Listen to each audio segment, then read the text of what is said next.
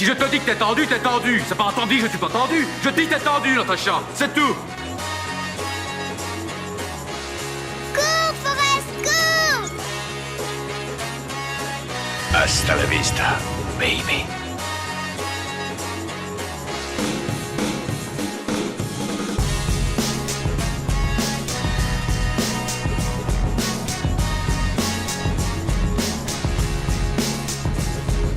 Bonjour à tous, soyez les bienvenus dans ce troisième podcast de Paroles de Cinéphile. Je suis très heureux de vous accueillir à nouveau dans cette émission entièrement consacrée à l'actualité du cinéma au sein du Frame Club. Junior à la présentation, nous sommes ensemble pour une vingtaine de minutes afin de vous aider à choisir un bon film à aller voir au cinéma si vous n'avez absolument aucune idée de ce qui vaut vraiment le coup d'être vu en salle. Le principe est simple, comme vous avez pu le constater, mais pour l'appliquer, je ne suis pas seul.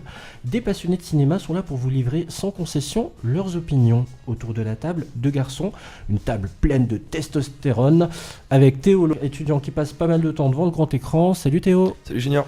Et Cédric Perras, critique sur la page Facebook Geekman. Salut Cédric. Salut Junior. Alors au menu de ce troisième podcast de Paroles de Cinéphile, un film français, Ami. C'est un film qui n'a pas bénéficié d'une immense médiatisation, mais dont on avait eu envie de vous parler. Est-ce un souffle nouveau dans le cinéma français ou est-ce un film anecdotique ? La réponse dans un instant avec les chroniqueurs qui sont à mes côtés, mais d'abord un extrait histoire que le décor soit planté. Tu vas la revoir? La fille du supermarché. Je te dérange?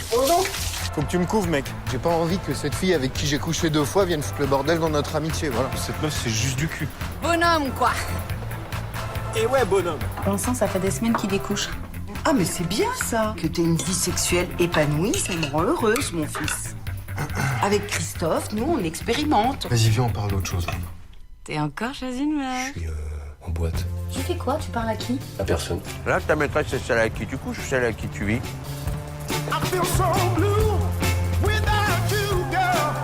Bon, alors on choisit qui? Julie, Néphélie? Oh là là là là là là là là là. Tu fais quoi, là? Qu'est-ce que t'as foutu, Vincent? J'étais là depuis le départ. Comme ça, je fais du breakdance. Ami, réalisé par Victor Saint-Macary avec William Lebguil, Margot Bancillon et Camille Raza. Vincent William Lebguil, il est dur à dire son nom, je savais que j'allais buter dessus. William Lebguil, j'y suis arrivé.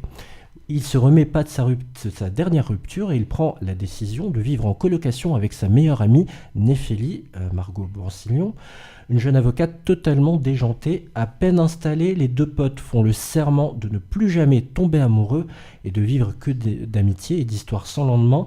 Mais après quelques semaines de cohabitation supra-festive et en mode hyper complice, Vincent rencontre et tombe amoureux de Julie, ce qui vient ainsi compliquer le quotidien de Vincent car il se demande comment gérer sa coloc et sa copine. Ami, donc c'est un premier film. Le réalisateur donc Saint-Macary était précédemment scénariste d'un film que je vous recommande chaudement, je vous en reparlerai après, ça s'appelle Le Brio. Ce film vous a-t-il convaincu au point d'avoir envie de rejoindre cette coloc ou au contraire, il y a trop de faux semblants pour vous donner envie de faire copain avec les personnages que vous avez suivis? Allez, Théo, tu te lances. Ok, donc Ami, classique, j'ai envie de dire, un film français, comédie romantique, on en a à l'appel tous les ans.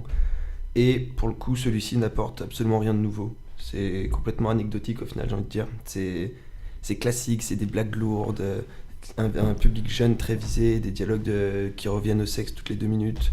Et un acteur principal. C'est bien les dialogues sur le sexe, non? Ah, d'accord, c'est bien, mais bon, quand c'est un petit peu amené, un peu poussé, un petit peu implicite, là c'est... Franchement, c'est lourd. Moi, j'ai trouvé ça lourd, j'ai trouvé ça puéril, et j'ai trouvé ça plat au final. Et du coup, je ne le recommande pas. À ce point-là? Ah ouais, non, après, j'ai peut-être un petit peu trop critique, mais c'est vraiment le genre de film que j'aime pas. Tu sais qu'on doit encore le décortiquer pendant 10 minutes. Hein. Oui, bah, je suis prêt, je m'accroche à ma chaise. Je dis ça, je dis rien. Du coup, j'ai des choses à dire. C'est vrai. Cédric, ton avis sur Ami? Je suis assez d'accord avec lui pour dire que ça casse pas 3 pattes à un canard. C'est un feel-good movie, ça révolutionne pas le genre, mais ça se laisse quand même regarder. Il y a certains moments très très drôles. En fait, ça s'adresse le portrait d'une génération garçon qui danse, qui fait la fête. Mais voilà, quoi, c'est aussi l'apologie de la vie sans contrainte, sans prise de tête. Faire une coloc avec son meilleur pote, enfin, moi je l'ai fait, je sais ce que c'est. C'était loin d'être comme dans le film. Mais c'est vrai qu'après, quand tu réfléchis bien, il y a quand même du vrai dedans, il y a quand même on sent qu'il y a du vécu, enfin j'en reparlerai après, mais il y a eu tellement pire dans le genre de films comme ça, voilà. Et puis pour une fois on voit William Lebgill ou Lebgill. Tu m'avais dit, c'est dur à dire. Enfin dans un premier rôle où il fait pas un rôle vraiment potache comme il avait fait le faire-valoir de Kev Adams pendant des années, et là il a son propre rôle, parce que moi je l'avais vu avec le film avec Camélia Jordana, Chercher la femme, où il surjouait à mort, il était relou, et après il avait fait aussi un autre film, c'est vrai qu'il fronçait tellement les sourcils, il était en mode je suis le grand frère méchant. En fait, Chercher la femme, pour résumer très vite pour nos auditeurs, c'est un film qui est, en fait, soit on aime, soit on est mal à l'aise, c'est selon. Je vais essayer de faire court, mais c'est difficile de résumer en faisant court. En gros, c'est l'histoire de Félix Moati, un comédien, qui sort avec Camélia Jordana. Camélia Jordana a le frère, William Lebgill, qui part en Afghanistan, qui se radicalise, revient complètement transformé et interdit sa sœur, donc Camélia Jordana, de fréquenter Félix Moati. Vous me suivez ? Sauf que Félix Moati, pour pouvoir continuer de voir Camélia Jordana, se grime, il met un niqab, une burqa, et il va voir Camélia Jordana en cachette, sauf que jusqu'au jour où William Lebgill tombe sur lui, et il pense que c'est une fille, elle, puisqu'elle prend une voix aiguë, et il tombe amoureux. C'est un film assez improbable. C'est incroyable. Mais sinon, il était mieux dans Le Sens de la Fête avec Jean-Pierre Bacri, il avait un petit rôle, mais là, vraiment, dans celui-là, il a un vrai rôle, c'est lui le rôle principal. Bon, il est toujours un peu dans ce rôle caricatural, mais j'ai trouvé qu'il était touchant, qu'il était drôle. Je ne vais pas non plus dire que c'est le film du siècle parce que ce serait mentir et je risque d'avoir les auditeurs sur le dos. Mais voilà, sans plus. C'est tout vu, c'est tout oublié, comme je disais tout à l'heure. C'est du fast-food, un film fast-food, quoi. Tu citais d'ailleurs comme acolyte de Kev Adams, c'était dans la série télé évidemment, Soda. Sur M6 et W9. On va commencer par le commencement, comme je le dis souvent bêtement. Déjà, j'ai pas mal aimé l'introduction du film. Je ne sais pas si vous vous en souvenez. En dessin animé. Oui, en dessin animé, cette musique, je ne sais pas qui l'interprète d'ailleurs, mais déjà l'intro, et puis la plaidoirie de Néphélie. Moi, j'aimerais bien savoir, quant au fait qu'elle n'est pas un couple avec Vincent, ce côté de séduction, vous, est-ce que vous aviez déjà un bon a priori sur ce film, vous vous êtes dit, oula, c'est mal embarqué? Bah pour le coup non, pour le coup comme tu dis l'introduction, pourquoi pas, ça laissait envisager quelque chose d'un petit peu plus profond et moins superficiel que ce que ça a finalement été. Et c'est vrai que oui non, du coup la première scène pas mal, pas de surenchère de la part de bon je vais l'appeler Slim parce que ce nom va être compliqué. Mais c'est vrai que du coup j'aimais bien ce personnage dans Soda, mais il pouvait en faire trop et j'avais peur que du coup dans ce film, vu que c'est le personnage principal, ce soit que ça, que des grimaces, et puis au final du coup la scène d'introduction laissait entrevoir un film passable. Et qui du coup avec la petite scène la petite animation en dessin animé qui était plutôt sympathique aussi. Et puis on bascule sur en fait donc les deux héros, Néphélie et Vincent, qui se retrouvent face à une espèce d'agent immobilier en fait, qui doit décider si oui ou non on leur accorde la coloc. C'était assez sympa. Puis ensuite il y a l'emménagement. Je vais pas vous décrire toutes les scènes du film, mais à l'emménagement on voit le côté foufou de Néphélie. On va s'intéresser au couple, justement Néphélie et Vincent. Qu'est-ce que vous en avez retenu ? Est-ce que c'est crédible ? Est-ce que le curseur est vraiment à un niveau correct ou est-ce qu'il est poussé à l'extrême ? Parce qu'il y a quand même un rapport à l'intimité, à la nudité qui est exacerbé, alors que ce soit un garçon et... voilà, tu peux le dire, ça c'est dit. Et qu'est-ce que tu as pensé justement de ça, de cette amitié fille-garçon ? Est-ce qu'on peut y croire avec ce curseur poussé comme ça, où ils sont à moitié nus tous les deux, affalés dans le canapé en train de bouffer des céréales ou je ne sais quoi ? À la base, on est plus dans le contexte de bromance, comme on dit, c'est-à-dire qu'ils sont amis, juste ça, quoi. Chacun a ses plans cul à droite à gauche. Et ça relance un peu l'éternel débat. Est-ce que l'amitié entre une fille et un garçon, c'est possible ? Bon, voilà, donc eux, ils ont leur réponse. Et de toute façon, déjà, la phrase choc qui dit de toute façon, maintenant, tout le monde en 2017 couche le premier soir. Donc c'est la génération fast-food, la génération fast sex, tout de suite, on n'a pas le temps d'attendre, voilà, c'est tout maintenant. Et par contre, ce qui m'a un peu gêné, c'est que je comprends pas qu'à partir du moment où il rencontre une fille qu'il aime, Ils se sentent obligés de mentir parce qu'après tout, c'est pas sa meuf, c'est sa meilleure amie. Moi, je veux dire, si j'ai une copine, mon meilleur ami est content pour moi, je lui fais pas la gueule et patati et patata. Et de là, par une mensonge qui va amplifier, que ça va faire l'effet boule de neige et ça va faire des quiproquos en série, alors qu'à la base, il n'y a même pas raison de polémiquer dessus, puisque c'est sa copine et sa meilleure amie. Donc, je comprends pas. En même temps, tu me dis, s'il lui dit, il n'y a plus de film, et il n'y a plus de film, en 10 minutes, c'est torché. C'est ce que j'allais dire. Il tourne d'une intrigue en carton. Et moi, c'est surtout ça qui m'a gêné. Je vois pas l'intérêt de faire un film dessus, quoi. Je veux dire, limite qu'il tombe amoureux de sa coloc, ça c'est archi vu et revu. Et donc ça aurait fait un triangle amoureux. Mais là, c'est un triangle amicalo-amoureux. C'est un peu chelou. Il a essayé de changer en fait de trajectoire classique qu'on peut voir dans des séries type Sex Friends ou je ne sais plus quel autre film. Mais voilà, il a essayé de prendre une trajectoire différente. Mais pour autant, la facture reste assez classique. Je te rejoins. En plus, sachant que Néphélie dans le film, donc Margot Mansillon, aide William Lebguil à séduire Julie, justement, donc cette héroïne. Et à partir du moment où il tombe amoureux, en fait, on n'y croit plus pour vous. Bah non. Le film tombe à plat, ça y est. En fait, c'est que le fondement du film est illogique. Et c'est un manque de cohérence. Et c'est à partir de ce moment-là que je suis sorti du film. C'est que vraiment, j'ai pas compris pourquoi il mentait en fait. Bah voilà, il y avait vraiment y a pas aucune de logique là-dedans, c'est ça. Vous n'avez pas remarqué que tout est une histoire de mensonge? Si, au final, si, tout est une histoire de mensonge. Mais... Même avec les parents, parce que aussi cette question-là, on a parlé du rapport, de l'intimité entre eux deux, entre Néphélie et Vincent, mais aussi ils ont du mal à être indépendants. Et il n'y a que des petits mensonges aussi de la part des parents envers eux. Est-ce que au moins cette thématique-là était intéressante? Du mensonge, entre guillemets, des petits mensonges. Elle te montre la morale classique de l'accumulation du mensonge, qui finalement va de plus en plus gros, alors qu'au départ c'était un petit mensonge. Mais du coup, ça te montre une thématique du mensonge qui est pour le coup un peu bancale, et du coup tu peux pas vraiment prendre au sérieux, je trouve. Qui du coup, ok, on comprend la morale, on l'a comprise, mais elle est pas assez réaliste pour qu'on l'intègre vraiment, je pense. Je sens que la prochaine question va faire bondir. Est-ce que pour vous, il y a quelques moments esthétiquement beaux? Oui. Je pense, moi, à une scène sous la douche. Oui. Est-ce que vous avez trouvé ça beau, en fait? À un moment donné, ça fait partie des premières fois entre le héros et sa copine.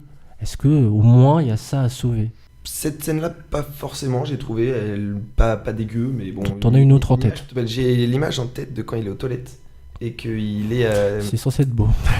Non, c'est pas censé... Non. Vous n'avez pas compris. Quand il est au téléphone... J'ai peur. Mais qui a rejoint notre équipe? Non, je parlais de la scène où il est au téléphone. Et où il est au téléphone du coup avec sa coloc. Où il est en train de lui mentir, je suis en boîte, tati tatata. Et que de l'autre côté, Julie lui toque à la porte. Et où du coup l'écran est divisé en trois. Et on le voit vraiment, genre l'oscillation, l'hésitation entre les deux filles. Et ça, pour le coup, c'est vraiment, je pense, un thème qui aurait plus été développé dans le film et qui aurait développé juste une dernière fois à la fin, où pareil, la toute dernière image, où du coup, il y a les deux côtés pareil, et qui cette fois-ci qui exige un lâcher-prise. C'est ça, exactement, c'est ça. Et pour le coup, c'est vraiment quelque chose qui aurait dû être plus dans le film, je pense, c'est vraiment remontrer cette oscillation, cette hésitation et cet arrachement entre les deux, quoi. Et ça, pour le coup, du coup, cette scène-là, en plus, la musique était pas mal, il me semble. La BO, en général, elle est pas mal. Elle est bien, la BO, hein. ça va. Ça va de La Femme à Pétula Clark, en passant par Juliette Armanet, qui est lilloise. Enfin, c'est assez marrant. Il y a, justement, en parlant de marrant, on est dans une comédie. Est-ce qu'il y a des moments qui vous ont prêté à rire? Je sais pas, le Vélib, le couple de... Le running gag, ouais. Le running gag des couples de voisins d'en face qui leur montrent toutes les positions du Kama Sutra. Donc tu vois jamais la tête du mec. Et sans spoiler, quand tu sais à la fin qui c'est finalement, là, ça, c'est bien. Là franchement, tu tapes une barre parce que tu dis, c'est juste pas possible. Et franchement, moi, c'est vraiment le running gag qui m'a fait rire tout du long, c'est ça, quoi. Référence Les Infidèles. Aussi, ouais. Allez voir ce film et vous comprendrez. Et il y a aussi le personnage de Jonathan Cohen qui, en général, je le trouve relou, mais là, le fait que ce soit le meilleur ami qui drague les bouchères sur Tinder et qui en chien du début à la fin... tu te dis, mais celui-là... C'est dommage qu'ils aient pas plus creusé, d'ailleurs, pour qu'il fasse un peu plus d'action dans ce film, genre élément perturbateur, parce que lui, en fait, il est amoureux de... Justement, il est amoureux de la meilleure amie. De la coloc. Ils n'ont pas creusé ce sillon. Voilà, ils auraient pu faire en sorte que, justement, il s'occupe d'elle pendant que lui va voir l'autre, et puis comme ça, tout le monde est content, happy ending, et puis patati patata. Moi, ce qui m'a juste gêné dans ce film, c'est... Je comprends pas que ça veut dire qu'en fait, tu peux avoir une copine, mais pas avoir une meilleure amie fille ensemble. C'est ça la morale qui m'énerve. Moi, j'ai les deux et ça me dérange pas. Je veux dire, elles s'entendent très bien et Et voilà quoi. C'est vrai que ça. C'est là, ça veut dire que Hyper tu choisis. d'expérience. C'est l'un ou deux, C'est l'un ça. ou l'autre en fait. C'est vrai que c'est parti pris est franchement discutable, pour ne pas dire erroné. On est quand même en 2018, quoi. C'est bon, faut savoir vivre avec son temps, justement. Pourtant, il le décrit, ce temps qu'on vit actuellement. C'est ça qui est assez difficile à comprendre. D'ailleurs, tu me fais penser, en parlant de Jonathan Cohen, pour vous donner une idée, c'est Serge Le Mito. Les courts-métrages sur Canal ou dans les bloqués aussi avec Orelsan et Gringe. Et c'est vrai qu'il y a quelques répliques bien senties. Moi, ça m'a fait mourir de rire, c'est con, mais à un moment donné, il demande donc à Lebguil, Vincent, tu sais pourquoi t'es devenu mon meilleur ami, mec? Tu sais pourquoi? Parce que ton haleine, mec, elle a la senteur de la pluie qui tombe sur l'asphalte. Enfin, justement, on dirait Serge Le Mito. C'est complètement surréaliste. Il y a quand même quelques moments assez intéressants, comme la coloc qui lui demande de bander. C'est important de bander. Comment ça tu bandes plus? Comment ça t'as plus de... Putain, mais il faut diriger ton pénis vers le ciel. Enfin voilà, il y a quand même quelques moments assez savoureux. C'est un peu lourd quand même, moi j'ai trouvé. Ça reste un peu lourd, un peu enfantin. Alors qu'au final, le public visé, je pense, c'est pas si jeune que ça. Je pense que ça peut aller jusqu'à du 25-30 ans, même, pourquoi pas. Et du coup, c'est vrai que du coup, avec un humour comme ça, je me dis, bah, ça a pas marché quand même. Alors, au final, est-ce qu'on va faire copain-copain avec ami-ami? Bah, Est-ce qu'on y va? Non, pour moi, ça mérite pas de payer une place de cinéma. C'est un moment que tu peux passer agréablement, mais dans ce cas, tu télécharges, quoi, ou autre. Enfin, Cédric. C'est assez cher quand même pour aller voir ce genre de film, je pense. D'accord. Mais Cédric. Si tu as du temps à perdre et si tu as une carte illimitée, vas-y. Oui, voilà. Sinon, va voir autre chose. Va voir, je sais pas, moi, Thor Ragnarok, autre chose, mais pas ça. Le réalisateur a été scénariste d'un film que je vous recommande chaudement, qui s'appelle Le Brio. C'était réalisé par Yvan Attal. C'était avec Camélia Jordana en tête et Daniel Auteuil.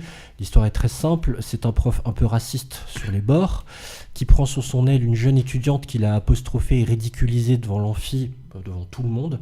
En fait, il doit se servir d'elle pour pouvoir s'en sortir et éviter d'être viré, puisque tout le monde a filmé avec son portable ce qui s'est passé en fac, en amphi, et elle, donc, doit s'inscrire et gagner le concours d'éloquence. Vraiment, Saint-Macary a été...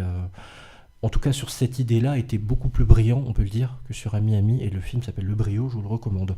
On a vu vite fait, on va pas s'étendre là-dessus, parce que La surface de réparation, Cédric, un autre film français, tant qu'à faire un podcast français, autant rester dessus. C'est un film notamment donc, sur le milieu du foot, avec Franck Gastambide et Alice Isaz. Est-ce que tu peux nous dire si ça vaut le déplacement ou pas? Ça ne marche absolument pas d'ailleurs au cinéma. Bah déjà moi le film à la base m'attirait pas du tout parce que j'aime pas trop le foot et j'ai une certaine aversion pour ce sport, surtout pour les joueurs, parce que pour moi c'est plus des people adeptes de buzz et de popularité. Au même style que les bebeux de la télé-réalité. On entend plus parler de leur sextape et de leur scandale et aussi des affaires de drogue que de leurs performances sportives. Enfin, je ne veux pas généraliser non plus. En tout cas, c'est moi l'image que j'en ai. Et je trouve que ce film ne fait que renforcer cette image en focalisant justement l'intrigue sur ce point-là. C'est-à-dire que si tu vas voir le film en disant « ouais, il va avoir des belles images de sport », sache que sur tout le film, mis bout à bout les séquences où tu vois vraiment du foot, il y a 5 minutes, quoi, tout cassé. Et j'ai trouvé que voilà, tout ce qui était scandale, fausse paparazzi, manipulation, chantage, histoire de cul, achat de joueurs, jalousie, voilà, c'est ça, c'est tout l'essence même du film. Bon, ce qui est bien, c'est que Franck Gastambide, il est plus dans le rôle de potage comme dans Pattaya ou comme dans il joue quelqu'un de plus sombre, plus intériorisé. Quelqu'un de plus sombre, voilà. Plus taciturne. Et puis, je me donne un air comme ça. Exact, ouais. Et puis voilà, quoi. Puis finalement... tu t'ennuies, enfin moi ça m'a pas intéressé. Alice Isaz, moi je la trouve géniale. Elle fait le rôle de la Zaya nantaise. Elle couche avec les joueurs pour le fric, pour faire des selfies, pour balancer à la presse un scandale. Enfin tout pour l'argent. En fait, elle me fait penser un peu le rôle qu'elle avait dans La crème de la crème. Tu sais, va vendre son corps pour de l'argent et tout ça. Et sinon, je trouve que ce film apporte pas grand chose. Et s'il fait pas beaucoup d'entrées, c'est justifié. Je mets un point en plus dessus. Décidément, le cinéma français, c'est pas trop ça en ce moment. On aura essayé en tout cas de vous donner, pourquoi pas, une idée, un aperçu de ce qu'il y a en ce moment dans les salles. Donc on vous aura parlé d'Ami Ami et de La surface de réparation. Allez vous faire votre propre opinion. C'est déjà la fin de ce 3e numéro de Parole de Cinéphile. Merci à mes 2 chroniqueurs du jour. Merci Théo, étudiant cinéphile, d'être venu. Et merci Cédric Pereira, toi je te peux le dire, de Critique Ciné sur la page Facebook Geekman. Sachez que cette 3e émission de Parole de Cinéphile est réécoutable et podcastable sur les différentes plateformes de streaming, Mixcloud et Soundcloud. Nos pages Facebook, celle du Frame Club, ne demandent qu'à être likées. Dans le prochain Parole de cinéphile, un film événement, le nouveau Steven Spielberg intitulé Pentagon Papers avec au casting Tom Hanks et Meryl Streep. Merci à vous de nous avoir suivis. En attendant le prochain podcast, je vous souhaite à tous plein de bons films. Ciao.